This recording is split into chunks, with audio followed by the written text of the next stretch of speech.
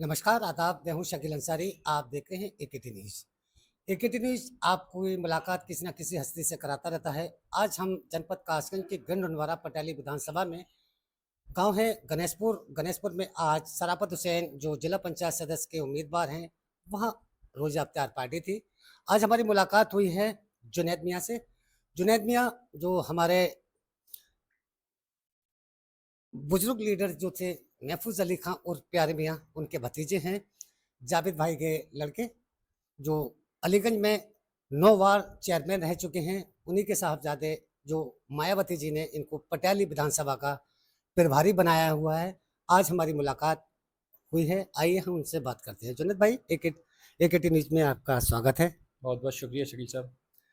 आज आप गंडोनवारा में तशरीफ लाए हैं और पटियाली विधानसभा में आप प्रभारी हैं। क्या रणनीति है? क्या प्रभारी बने हुए हैं, तो क्या देख रहे हैं आप इसमें? देखिए, पहले तो आपके चैनल के माध्यम से मैं गंडवारा में तमाम क्षेत्रवासियों को अलविदा जुमे की और ईद की बहुत बहुत मुबारकबाद देना चाहता हूँ। रही बात राजनीतिक तौर पे गंडवारा पटियाली विधानसभा की, तो जो नेतृत्व पटियाली विधानसभा का इस समय प्रतिनिधित्व कर रहे हैं, चाहे वो विधायक हों चाहे सांसद हों, जो दुर्गति पटियाली विधानसभा की कर रखी है उन्होंने, वो किसी से छुपी हुई नहीं है। आप किसी भी क्षेत्र में जाके देखें, रोडों की व्यवस्था देख लें, स्वास्थ्य के क्षेत्र में जाएं, रोजगार का तो सवाल ही नहीं उठ सकता, वो क्या दे सकते हैं रोजगार को। नौजवान किस तरीके से पलायन कर रहा है, यहाँ के तमाम लोग दिल्ली और गुजरात जाके बस गए हैं, तो उसका कारण क्या है? जो हमारा नेतृत्व है, जो जिसे हम प्रतिनिधि बना के भेजते हैं अपना, उसने हमारे लिए क्या किया है? आप विधानसभा में देख लें। मैं आपसे पूछना चाहता हूं शकील साहब कि अगर आप आरटीआई डाल के पिछले 3 साल में विधानसभा के प्रश्न डाल निकाल के देखें कि पटियाली से विधानसभा में विधायक जो हैं, उन्होंने कितने प्रश्न पटियाली के विकास के लिए, पटियाली के रोजगार के लिए, पटियाली की स्वास्थ्य सेवाओं के लिए विधानसभा में उठाए हैं। अभी पीडीए के नाम पे पटियाली विधानसभा ही ऐसी विधानसभा थी जिसमें समाजवादी पार्टी का मुख्य कारण पटियाली विधानसभा की जीत की वजह से वो जीते हैं। तो कितने सवाल पटियाली विधानसभा से रिलेटेड भारत की लोकसभा में जो यहाँ से मौजूदा समाजवादी पार्टी के सांसद हैं उन्होंने उठाए? एक भी नहीं उठाया। अगर आप देखेंगे, उन्होंने अगर 10 प्रश्न उठाए होंगे तो 10 में से 7 प्रश्न जो हैं उन्होंने विधुना विधानसभा के उठाए, जहां से वो आते हैं। तो आपको एटा की जनता ने चुना या विधुना की जनता ने चुना है, पहले तो ये स्पष्ट कर लें आप। जिस तरीके से यहाँ पटियाली विधानसभा की बदकिस्मती रही है कि यहाँ जो भी प्रत्याशी यहाँ से जीत के गए हुए हैं, उन्होंने अपना तो विकास किया है, लेकिन यहाँ क्षेत्र में कोई विकास नहीं। अभी फिलहाल में जो मौजूदा विधायक हैं, वो निजी जो स्कूल हैं उनमें अपनी निधि का पैसा जो है लगा रहे हैं। जो वाटर कूलर जो लगाए हुए हैं, जिसमें आप निजी स्कूलों में मैंने कई जगह देखा और ये देखा है कि जो पटियाली विधानसभा नहीं है, अमापुर विधानसभा पड़ती है, वहाँ उन्होंने यात्री स्टैंड बनवाए हैं और जो है ये वाटर कूलर लगाए हुए हैं।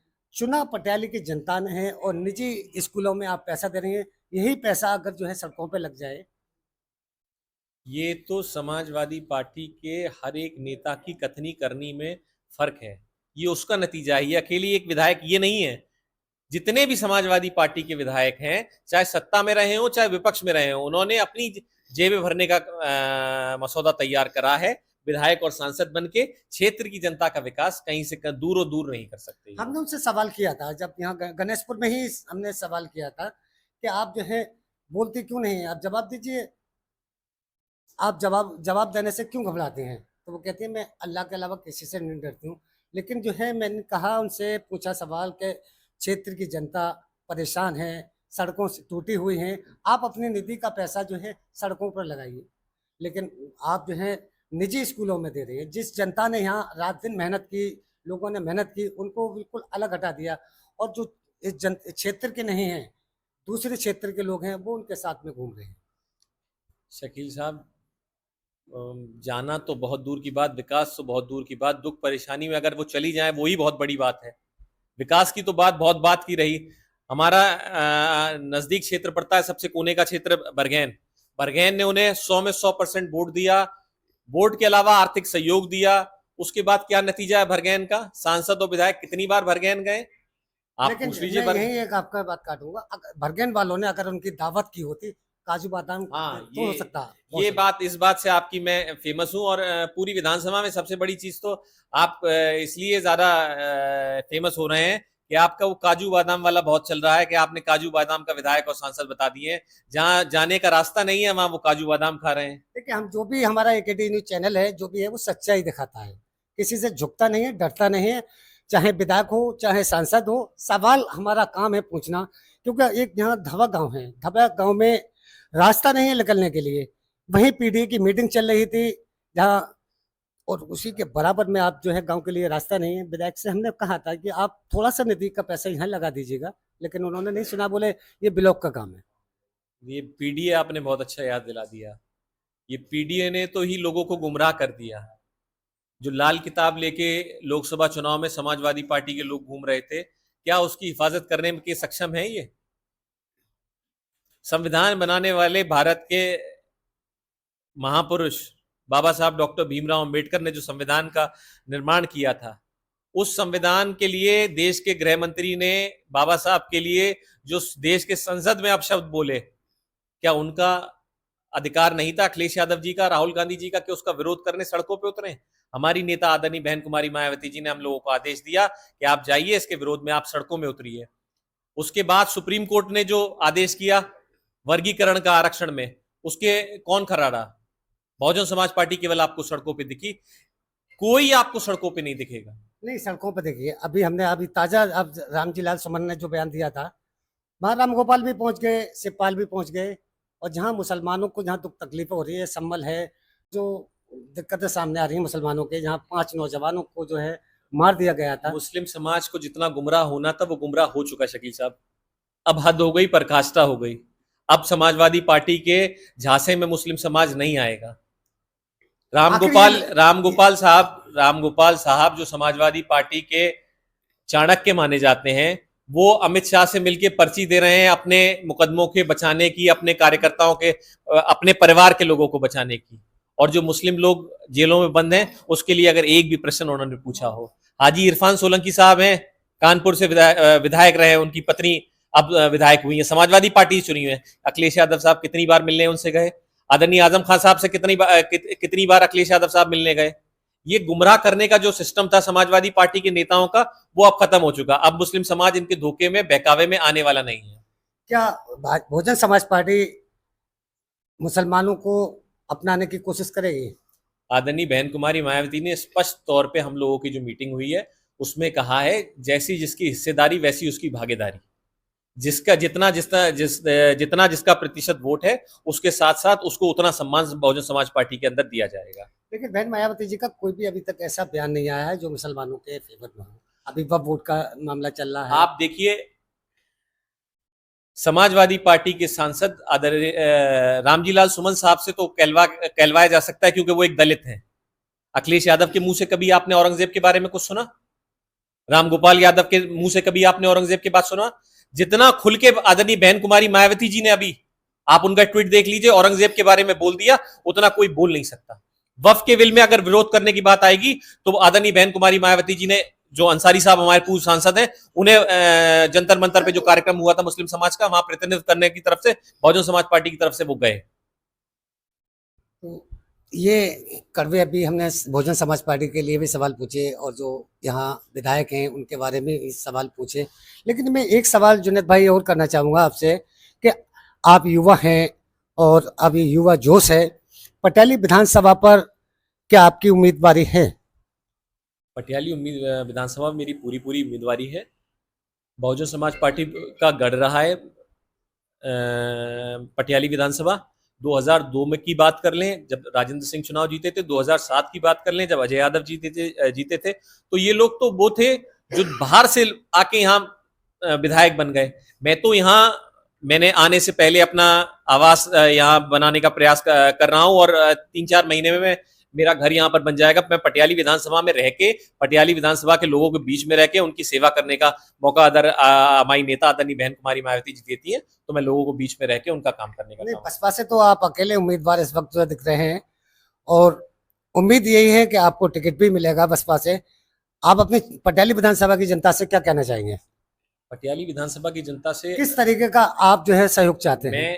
मैं अभी अपने आप को प्रत्याशी रूप में नाम कह कर के मैं लोगों के बीच में जा रहा हूँ, लोगों को अपना रहा हूँ, मैं लोगों से संपर्क करना चाह रहा हूँ, मैं एक एक पटियाली विधानसभा के आदमी से पर्सनली जुड़ना चाहता हूँ। यहाँ जो अब तक डेवलपमेंट नहीं हुआ, मैं उस डेवलपमेंट की बात कर सकता हूँ। यहाँ का आदमी अगर यहाँ से गुजरात भट्टों पे जा सकता है, तो हम यहाँ उसको डेवलपमेंट क्यों नहीं दे सकते? यहाँ प्रयास करके अगर हम विधायक या सांसद बन जाते हैं, तो यहाँ फैक्ट्री लगाने की बात क्यों नहीं कर सकते? यहाँ रोजगार की बात क्यों नहीं कर सकते? तो जो जिस तरह से अगर पटियाली विधानसभा के लोगों ने इस लायक समझा, तो बेशक मैं यहाँ पे विकास करने का काम करूंगा। जिस तरीके से यहाँ की जनता जो है बहुत जल्दी भरोसा कर लेती है, और यहाँ जितने भी प्रत्याशी यहाँ चुने गए हैं, चाहे जीनत खान हो, चाहे नादरा हो, अजय यादव हो, आखिर जब जनता का कोई काम पड़ता है तो फोन भी नहीं उठाते हैं। अगर दरवाजे पर पहुंच भी जाए तो मना करा देते हैं कि अभी है नहीं, बाहर गए हैं। कहीं ऐसा तो नहीं कि आपके देखिए, मैं एक बात आपको शकील साहब बता दूं, मैं जिस परिवार से आता हूँ, मैं जिस फैमिली बैकग्राउंड से आता हूँ, हम लोगों के ब्लड में पॉलिटिक्स है। मैं कोई पहली नहीं हूँ, मैं अपने परिवार में दूसरी या तीसरी पीढ़ी में से हूँ जो राजनीति में हूँ। तो हम लोग उससे पहले भी, आज भी मैं 10 से 12 लाख रुपए आईटीआर पर ईयर का देता हूं। जो लोग यहां से विधायक चुने गए हैं, वो विधायक बनने से पहले कितना आईटीआर जमा करते थे, अब कितना आईटीआर जमा करते हैं, तब उनकी प्रॉपर्टी कितनी थी, अब उनकी प्रॉपर्टी कितनी है। तो मुझे यहाँ कोई लालच के लिए मैं नहीं आ रहा हूँ। मेरा मैं कहना मकसद ये था कि फोन नहीं उठाते लोगों के। अब वो तो आप जानते ही हैं, सब लोग देख ही रहे हैं यहाँ किस तरीके से राजनीति चल रही है, मैं तो उस पर ज्यादा क्या बोलूँ। तो ये थे हमारे साथ जुनैद मियाँ, जो अलीगंज के रहने वाले हैं, और यहाँ पटियाली विधानसभा में इन्होंने जगह खरीद ली है और इनका मकान भी बनना शुरू हो गया है। और उम्मीद यही है कि इनकी बहुजन समाज पार्टी से मजबूत दावेदारी है और टिकट भी इनको मिलेगा पटियाली विधानसभा पे। ये अपनी किस्मत को आजमाएंगे। उम्मीद है कि शायद मुकाबला बहुजन समाज पार्टी से सीधा सीधा बीजेपी से होगा, क्योंकि पीडीए की तो हवा इस वक्त निकल चुकी है। क्योंकि जितने भी मुसलमानों पर जुल्म हुए हैं, चाहे संभल ले लीजिएगा, बैराज ले लीजिएगा, और बहुत सी जगह हैं मुसलमानों को जो इस वक्त जो परेशानी और दिक्कतों का सामना करना पड़ा है, समाजवादी पार्टी के चाहे राष्ट्रीय अध्यक्ष हो, चाहे बड़े बड़े कोई भी नेता हो, सिर्फ ट्वीट करते हैं, लेकिन कभी भी सड़कों पर मुसलमानों के लिए नहीं उतरते हैं। उतरेंगे कि इनके कोई भी यादव अगर फंस रहा हो या और कोई भी जाति का फंस रहा हो, तो सबसे पहले जो है, जैसे कि राम गोपाल हैं, शिवपाल है, तुरंत आगरा पहुंच गए। संभल जाने का उनको टाइम नहीं मिला, बैराज जाने का उनको टाइम नहीं मिला, क्योंकि वहां मुसलमानों पर जुल्म हुआ था। वहां मुसलमानों पर जो जुल्म हुआ है, सिर्फ इस वजह से मुसलमानों पर जुल्म हो रहा है क्योंकि मुसलमान समाजवादी पार्टी को वोट दे रहा है। अगर समाजवादी पार्टी को वोट नहीं देता मुसलमान, तो साथ ये जुल्म नहीं हो रहे होते। तो अब युवा नौजवान पढ़े लिखे हैं, जो जानते हैं कि किस तरीके से यहाँ राजनीति करनी है, क्योंकि इनके परिवार में जो है ये तीसरी पीढ़ी है। पहले महफूज अली खां और प्यारे मियाँ साहब, इनके पापा जाबिद भाई, और अब जुनैद भाई जो हैं यहाँ पटियाली की जनता की खिदमत करने के लिए, सेवा करने के लिए बहुजन समाज पार्टी से उम्मीद है कि जल्द से जल्द उतरेंगे, और अभी गाँवों में जगह जगह पर जाकर जो है अपना काम कर रहे हैं। तो इसी तरह की खबरों के लिए देखते रहिएगा AKT न्यूज़ शकील अंसारी के साथ।